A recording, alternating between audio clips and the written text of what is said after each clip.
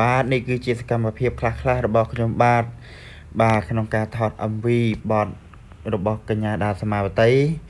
បទកុំចាំពេលអូនហើយនេះគឺជាសកម្មភាពបាទខ្ញុំបាទនឹងកាមេរ៉ាបាទប្រាប់ឲ្យគាត់ជួយយកបាទបែបប្លង់សេតបាទហើយខ្ញុំនេះក៏មានការលេងសើចជាមួយនឹងក្រុមការងារបន្តិចដែរហើយខ្ញុំអង្គុយមើល monitor បាទហើយ voice តាម ID បាទប្រាប់ទៅដល់ក្រុមការងារដើម្បីនឹងប្រាប់តារាចម្រៀងឲ្យគាត់លេងបាទឲ្យលះបាទឲ្យសេតដឹងសេតតែម្ដងហើយប្លង់ផ្សេងទៀតបាទខ្ញុំឲ្យគាត់ចូល in out បាទយករៀង high angle តិចដើម្បីឲ្យទូមានភាពស្រស់ស្អាតបាទពុកម៉ែបងប្អូនឃើញហើយនៅ monitor បាទអត់ឃើញខ្ញុំដោយសារអីពុកម៉ែបងប្អូនខ្ញុំនៅខាងក្រោយបាទនេះអង្គុយ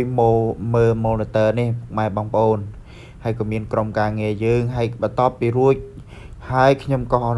ប្រាប់ថាបងខ្ញុំមានអត់សូវពេញចិត្តទេបាទខ្ញុំចង់យកបន្ថែមទៀតគាត់ក៏បានយកឲ្យខ្ញុំបន្ថែមទៀតបាទអូគាត់ដើរស្មើបាទហើយនេះបាទគឺជាផ្ទះគំរូបាទនៅខាងប្រាច់ភ្នៅហើយបទនេះបានចេញជាផ្លូវការហើយនៅក្នុង channel និង page Town Production